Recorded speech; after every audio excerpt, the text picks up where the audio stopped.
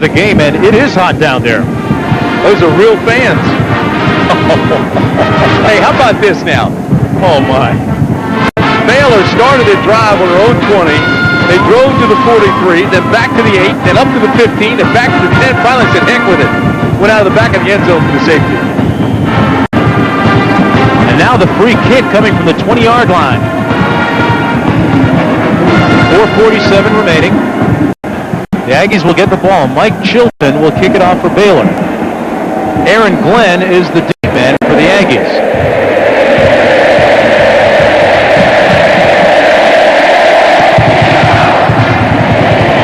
Bounces at the 28, and this is Glenn. And he slides down at the 29-yard line, and he thinks about a little payback, but then stops. That's not what they need right now. Not with just a 6-point lead. Jones made the tackle.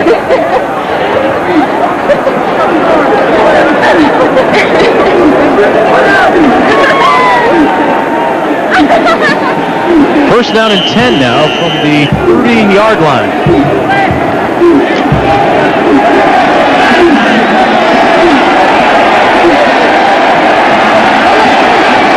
Aggies haven't lost a conference game since Texas last year. This is Carter, and he's stacked up right at the line of scrimmage by Steve Strahan. Texas A&M has run 13 plays this quarter. Every one of them has been a run. It'll be second down and 10. Tim, fair to say this might be the most crucial defensive series for Baylor? Yeah, it's fair to say that. It's also fair to say the same thing about the offensive series for A&M. They've got a national championship riding on it. Greg Short, the tight end in motion. The toss to Hill, and he switches his field and reverses it out to the 33, and a flag down. Lachey Maston made the tackle that time, but it's against the Aggies. I wonder if that's on the quarterback, Granger. He got out there and threw his body in there a little bit. Maybe his hands, though, too. Watch Granger here once he changes fields. Here's number 10. Now watch him. Uh-oh, I'm up against the big linebacker. I better do something. Actually, that's a pretty good block. I don't see where the flag was. Must not have been on Granger.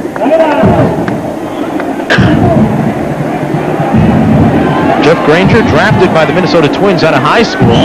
And there are a lot of people that feel he has a very promising baseball career in the offing.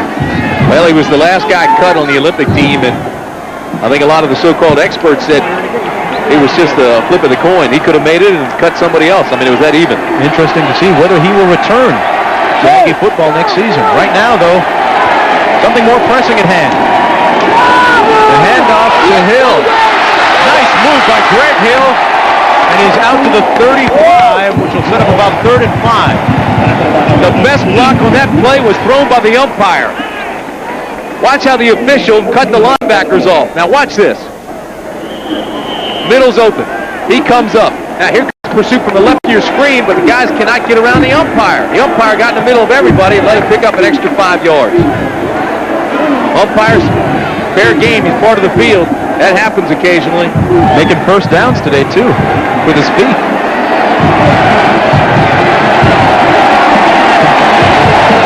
Third down and 4 to go.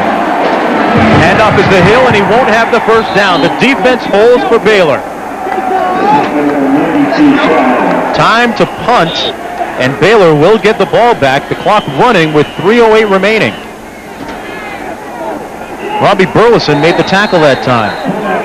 And we have a timeout down in the field, and Coach Grant Taff is having a hard afternoon. He fell running after one of the officials looking for an explanation. You know what he did? He forgot to take his headset off and the wire ran out. Grant's furious.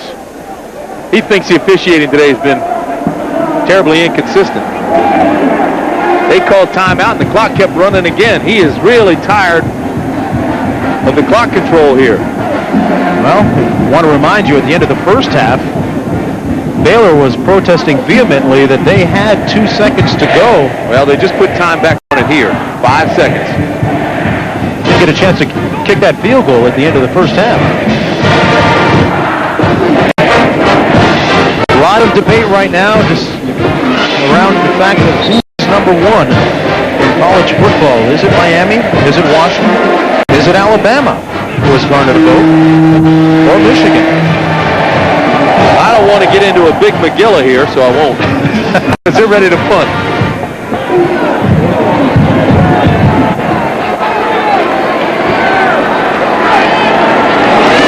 Davis to punt.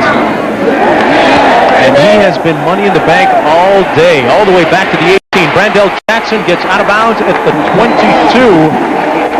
A 45-yard punt by David Davis, showing his All-American form. There's Miami winning big. There's Virginia Tech. Washington also wins big. I tell you, Michigan has 14 this year than they did in previous years. Interesting point, because they still have the same size and skill they've had, but now they've just added all that speed, makes them doubly dangerous. Well, that Rose Bowl, potential Rose Bowl showdown between Michigan and Washington looking very interesting right now. How about the final 3 minutes of this game? They hand it off to the fullback, Robert Strait, on the first play of this drive, and he's out to the 26-yard line. He'll have a pickup of close to 4 yards, tackled by Lance Teichelman. If you look at the timeout situation, Baylor with just 1 remaining. Here's something interesting now. The band hadn't stopped playing, and they won't. The crowd will also get rather raucous here. They're on their feet, as usual. And the Bears pound it forward again. Robert Strait out to the 31-yard line, and like the last play, Teichelman again on the tackle. Crowd trying to do everything they can to take Baylor out of this game, trying to make it difficult for J.J. Joe and the Baylor Bears to hear the cadence. 3rd and 1. And Robert Strait has the first down and some. 2:10 remaining. They'll stop singing while they move the chains. First down for Baylor. Strait comes out of the ball game now. Got the ball 3 consecutive times. And got the first down. And the Aggie fans bring the noise. Joe on the play action throws this one out of bounds. He tried to hit Melvin Bonner, but Bonner stopped close to midfield. Once again, Bonner had double coverage out there on that corner, but the main guy, Derek Frazier, the cornerback. Frazier reminds a lot of people of Kevin Smith, and that guy right there, 83 Melvin Bonner, is a terrific player. 19-13, 1:58 remaining in the ball game. Baylor on the potential game-winning drive. The handoff is to Bell. Bell with a nice run and a first down. Move the chains once again. Stop the clock with 1:51. JJ's got to hurry up, get him in and out of the huddle, because that clock will start rolling again as soon as the chains are reset. He's got to get him out of there. Good time clock management there. Got him up to the line. Now things start to roll. A&M running players in and out. A mix-up on the handoff. Looked like Joe tried to put it in the gut of the fullback and pulled it out. He does all the time. He'll ride that fullback, and that's been a problem today because the fullback's having a tough time discerning when he's going to leave it there and when he's not. The clock running with 1.5 to play. Baylor still with 1 timeout left. They need a touchdown to tie.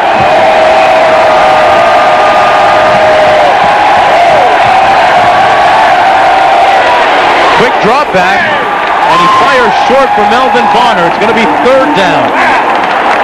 Boy, they had the pressure coming. Teichelman, number 58, Teichelman was all over and made him throw before he wanted to. Now watch this. J.J. Joe, 5-step drop. Look at Teichelman. Bang. Buckley was there as well, number 9, both of them. Joe took a hard hit.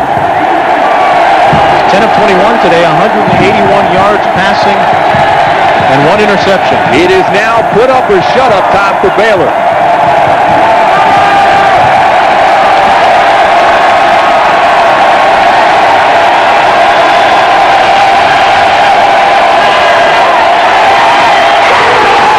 He's got a man, and it's intercepted by Aaron Glenn.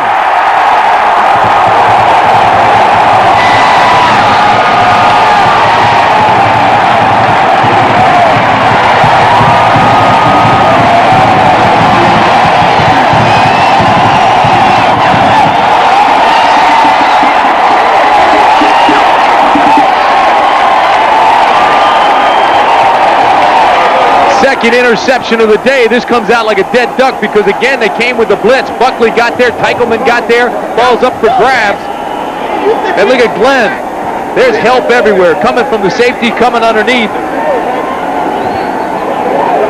But the ball was really thrown that way because of the Buckley and the Teichelman pressure. Actually hit him as he was throwing it, and it came out like a dead quail. Glenn with his second interception of the afternoon, now has 5 on the season, and that one was a big one. Clock running now with 1:02 to play, and it stops now. Baylor's last timeout. This will forever be remembered as the afternoon that could have been for Grant Teaff. The executive producer of ABC Sports is Jack O'Hara. The coordinating producer of ABC's college football is Bob Goodrich. Today's game produced by Jim Ressler, directed by Jim Jeanette. Our technical director, Jim Rolston. Our associate director, Jaime Bravo. Production manager, Tammy Johnston. Our technical operations manager, Ted Jacobanis. Our assistant to the producer, Brian Gordon. Our statistician, Roger Riley. Our spotter, Bill Breslin.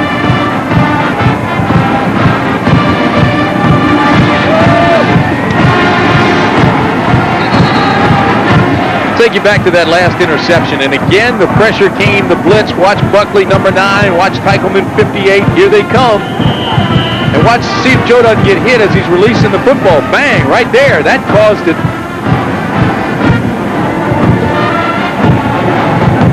Part of the reason why it was underthrown. Oh, there's no question about it. That's what we were saying. It was like a dead quail because he couldn't step into it. He was hit just as he released it. Boy, R.C. Slocum has him well coached. J.J. Joe, you played well. A junior, he'll be back next season to play in this game. Now we have another whistle down on the field and a player down for Baylor. Well, the Bears have next week off. They have a bye, and then after that it's Georgia Tech, then at Rice, and the end of the season against Texas, which will be Grant Teaff's last game as head coach. This team has really improved. They won 4 out of the last 5 and had A&M on the ropes. Talking about Grant Teaff's last game, I was talking to him before the game, and I said, is it emotional for you to go through this last year? And he goes, well, it could be if I let it be. He says, but I'm really trying to block it out. Just coaching like I always have, enjoying the kids, teaching as well as I can, trying to build the ball club.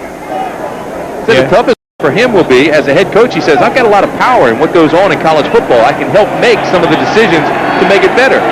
As an athletic director, he feels he will lose some of that power. Yeah, this is a very critical juncture, most people feel anyway, in the future of college football. And that wizard from Waco has had a huge impact on the game. McFarland is the injured player. It looks like he's favoring his right leg.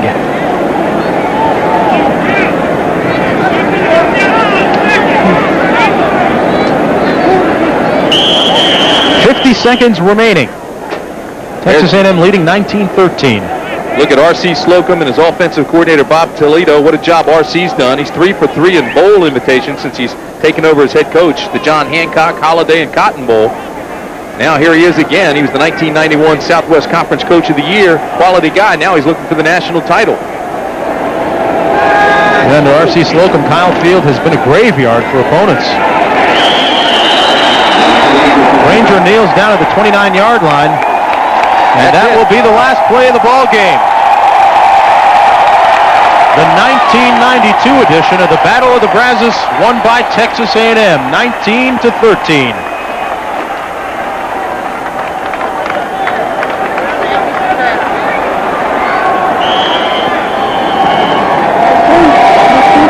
I don't know why they stopped that clock. They stopped at the market. Now they restarted again. The game's over. Look at RC's even laughing. Come on, guys. National championship hopes still alive in College Station, Texas. The ticket window and The Chevrolet most valuable players of the game are Albert Fontenot from Baylor. Made a lot of tackles for the Bear defense, and Rodney Thomas from Texas A&M made that big scamper early in the ball game to put them up.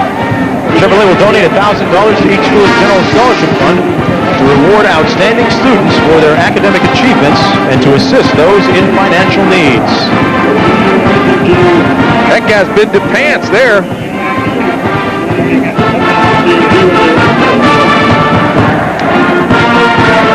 Now stay tuned for the Thrifty Car Rental postgame report featuring scores from across the country and highlights from our game. Final score again, 19-13. Tomorrow, Olympic medalist Nancy Kerrigan and two-time national champ Todd Eldridge compete with the world's hottest young stars. It's Sudafed Skate America International. CFA College Football, this ABC Sports exclusive, has been brought to you by Lexus Luxury Automobiles, including the newly redesigned 1993 LS 400. By Xerox, the document company. By two-day priority mail service from your post office. And by Payne Weber, we believe our most important investment is an investment in relationships. This has been a presentation of ABC Sports, recognized around the world as the leader in sports television.